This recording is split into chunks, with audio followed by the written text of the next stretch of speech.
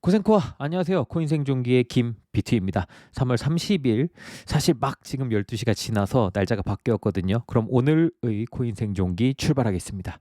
가자! 자, 아침에 올려야 하는 게 맞는데 근데 내일 제가 쌍둥이 조카들을 데리고 아침 일찍 어디를 좀 갔다 와야 돼서 야심한 밤에 업로드를 하게 되었습니다. 구독, 좋아요, 알림 설정 항상 부탁드립니다. 오늘도 소중한 시간 내주신 구독자, 시청자 여러분들 항상 감사하고 사랑합니다. 뭐 비트코인은 차트적으로 아주 좋은 자리에 있다고 생각을 합니다. 뭐 다시 이야기 드리지만 아래서 산 거 아직 절대 팔지 않았고요. 뭐 얼마 전 뭐 엊그제 막 26,500까지 뭐 600까지 빠졌었던 것 같은데 다시 오늘 또 이쁘게 잘 올려 주었죠. 자, 홀딩의 힘, 버티는 사람이 승리한다. 그리고 오늘 아침에 텔레그램으로 뭐 매틱 리도 뭐 이런 것들에 대한 이야기 이제 뭐 매수 시그널이 나갔었는데 함께 하신 분들은 꼭 분할익절 필수인 거 아시죠? 자, 늦은 밤이니까 깔끔하게 하고 싶은 이야기를 딱딱하고 넘어가 보겠습니다. 자, 현물청산이라고 들어보셨나요? SVB 그러니까 실리콘밸리 뱅크 사태가 일어나면서 뭐 정부가 어떻게 막았다라는 이야기가 많이 나왔었죠. 바이든 대통령 연설에서도 예금자에 대한 보호는 확실하게 해주겠다. 하지만 주주들에 대한 보호는 없다라는 이야기를 했습니다. SVB 차트를 간략하게 봐볼게요. 이게 사실 웃으면 안 되는 거 맞아요. 웃으면 안 되는 거 맞고. 자, 차트 봐보시면 investing.com에 들어가면 이제 간단히 검색을 해보실 수 있거든요. 얼마 전까지만 해도 뭐 거의 뭐 250불, 뭐 300불 뭐 이렇게 되던 이제 주식이 지금 얼마예요? 이거 0.41? 어디선가 많이 본 차트 아닌가요? 제가 봤을 땐 그놈보다 더 하지 않았나 싶습니다. 이거는 뭐 중간에 반등도 없었고 그냥 쭉 내리 꽂아버렸죠. 인터넷에 짤방이 막 하나 돌아다니더라고요. 이거 뭐 보신 분들이 많으실 거라고 생각하는데, 네, 이거 엄청 기쁘셨었던 것 같은데 이제 부디 힘내시길 바랍니다. 주식에서 이 현물 청산은 참 정말 오랜만에 보는 것 같은데 말이죠. 자, 이런 상황이지만 미국은 절대 다른 은행들로 이런 사태가 번지는 것을 최대한 막으려고 할 겁니다. 물론 예금자들에 대한 보호를 해준다는 거죠. 그 사태를 막을 거다 이런 얘기인데요. 그에 대한 결정적인 이유는 결국엔 선거죠. 어쩔 수 없이 정치권과 연결이 될 수밖에 없는 돈놀이 시장 아닌가요? 여기도 결국에는 바이든 정권도 한 번 더 하고 싶을 거고 그러려면 최대한 오래 잘 막아야 합니다. 어떻게든 꾸역꾸역 막아낼 거라고 그리고 생각합니다. 그리고 그런 모습을 미 정부는 실제로 보여주고 있죠. 이번에 뭐 일 처리한 거 봐요. 엄청 빠르잖아요.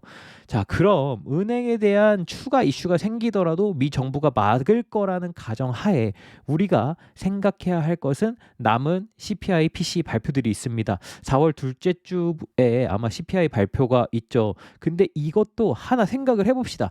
정확히 1년 전에 어떤 일이 있었나요? 1년 전엔 사실 뭐 CPI, PC 저희 이런 거 안 봤어요. 안 봤던 걸로 기억해요. 물론 뭐 조금은 관심은 있었겠지만 막 이거의 변동이 이렇게 심하다고는 생각 안 했거든요. 그 당시에 우리의 집중은 뭐였습니까? 오로지 전쟁 언제 끝나냐 뭐 이것만 외쳤던 것 같아요.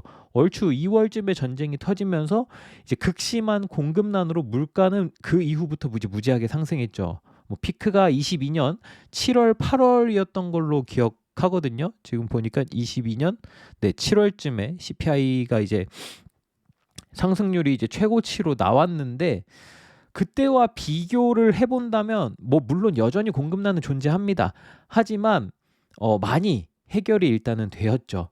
과거에 뭐 6개월이면 오더 및 주문 제작까지 완료되었던 포르쉐 같은 경우도 현재 대기가 1년이 넘어가는 상황이며 제가 다니는 짐에서도 해외산 기구들을 이제 운동기구들을 구입했는데 이것도 역시 한국까지 봤는데 최소 6개월이 넘는 시간이 걸린다고 합니다.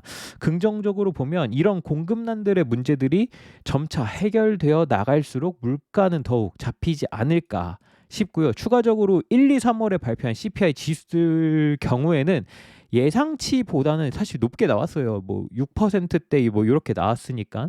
하지만 뭐 하락 추세가 뭐 이건 다들 보시면 아시잖아요. 하락 추세가 꺾이지 않은 건 분명하고 지난 영상에서도 이야기를 드렸듯이 CPI 반영 비율이 바뀌면서 바뀐 직후 첫 달이나 둘째 달 정도는 예상치보다 높게 나올 가능성이 있다라고 이야기를 드렸습니다. 뭐 이거는 과거 데이터에 대한 이야기들이니까 얼추 4월 이제 발표 CPI를 예상하는 바는 클리블랜드에서 뭐 이야기하는 건 지금 이제 5.22 정도를 예상하고 있습니다. 5점 이제 초반대까지 떨어진 것을 볼 수 있죠. 연준이 이야기하는 물가에 대한 부분이 지속적으로 잡혀 나가는 모습을 사실 슬슬 볼 수 있을 것 같아요. 물가가 잡히는 모습이 추가적으로 보이기 시작할 것이고 연준이 이야기하는 부분에서 데이터들이 단기적으로는 좋게 나올 거라고 생각합니다. 다만 5월 FOMC에서 금리 인상을 추가적으로 더 한다면 현재 은행들이 겪고 있는 문제점들이 더 커질 거라고 생각합니다. 그리고 여기저기서 많이 나오고 있는 문제점들 혹시 아시나요? 뭐 유튜브나 이제 관련된 부분 신경 써서 보시는 분들은 많이 아실 수도 있는데 현재 미국 산업용 부동산 쪽이 완전 위태로운 상황이라고 합니다. 이 부분에서 터지기 시작하면 은행 이슈와는 비교도 안 될 쇼크가 시장에 다가온다라고 예상하시는 분들이 많더라고요.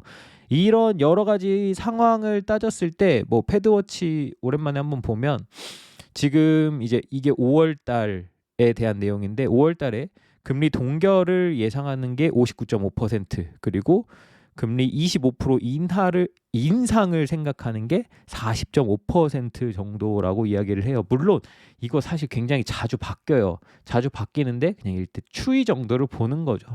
결국에는 5월부터는 한 번 더 인상을 하거나 동결하지 않을까라는 생각을 조심스럽게 해봅니다. 그리고 좀 장기적인 추이를 한번 살펴본다라고 했을 땐 네, 이제 제일 이제 많이 시장이 예측하는 바는 5월, 6월, 7월은 동결로 가고 이제 9월부터 금리가 인하될 거다. 그리고 그 이후부터 지금 계속 인하되는 모습을 이제 시장은 예상하고 있는 거죠. 다만 가장 무서운 것은 결국 금리 인하하는 시점이 아닐까라고 생각을 합니다. 금리 인하라는 카드가 결국에 절대 유동성 증가로 모든 자산들이 행복한 시점이지는 않을 거예요. 과거 데이터들을 보았을 때 경기 침체는 결국 금리 인하를 시작하는 시점부터 왔고 금리 인하 사실 왜 하겠습니까? 그만큼 경제 사정이 안 좋다는 뜻이겠죠. 야, 경제가 안 좋더라도 비트코인은 뭐 디지털 금이라며 이런 거 다 무시하고 올라갈 수 있는 거 아니냐 뭐 이런 얘기를 하실 수도 있지만 물론 그럴 가능성도 있죠. 하지만 우리는 최근 코로나 사태를 경험을 했었습니다. 뭐 실제로 이런 사태 터지면 금이고 비트코인이고 주식이고 뭐 나발이고 바닥으로 가는 속도 더 이야기 안 해도 잘 아시잖아요. 물론 그 중에서 뭐 비트코인은 엄청난 상승을 보여주었죠. 실제로 우리는 이제 그런 거를 노리는 거라고 생각할 수도 있죠. 자, 금리 인하를 시작하는 시점까지 걸리는 시간 그리고 그 과정 속에서 어떤 이슈들이 벌어질지는 우리는 아직 잘 모릅니다. 대신에 이런 부분들을 지속 지켜보면서 좀 대응을 빠르게 해야 되는 부분이 있을 거예요. 앞으로 늘 이야기 드리지만 저는 아직 팔지 않았습니다. 이제 이거 뭐 그때도 보여드렸지만 저희 로드맵이잖아요. 저 이때 뭐 존버는 승리한다. 뭐 요때 산 것들 그리고 FTX 이 기간 동안 계속 추매한 것들 하나도 팔지 않았습니다. 아직까지. 자, 이런 제가 만약에 파는 상황이 생긴다면 항상 늘 이야기 드리듯 텔레그램으로 영상으로 항상 최대한 빠르게 남겨드릴 것을 꼭 약속드립니다. 자, 시간이 되게 많이 늦었어요. 벌써 12시 반이네요. 오늘은 여기까지 하겠습니다. 모든 구독자 시청자 여러분이 페라리를 사러 가는 그날까지 코인 생존기는 계속됩니다.